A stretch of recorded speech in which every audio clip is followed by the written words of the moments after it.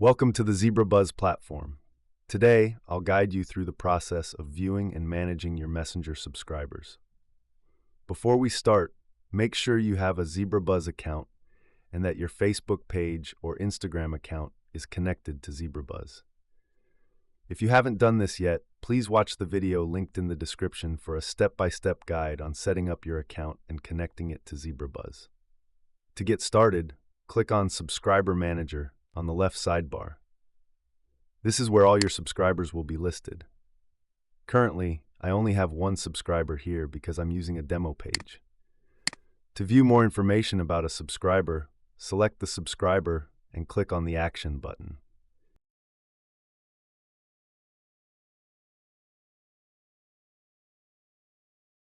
Here, you will find some details about the subscriber and perform various actions on this subscriber.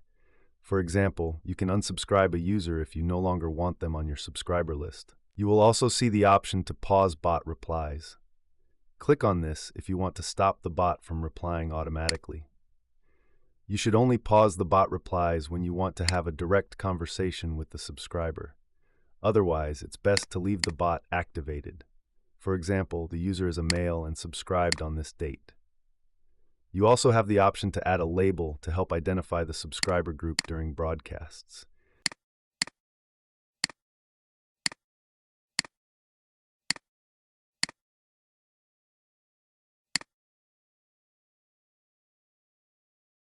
Additionally, you can set up a message sequence, which allows you to automatically send messages to your subscribers after specific time intervals, a great feature for automation. If you look at the header section of this page, you'll find more information about the subscriber, such as their user input flow answers, custom fields, custom form data,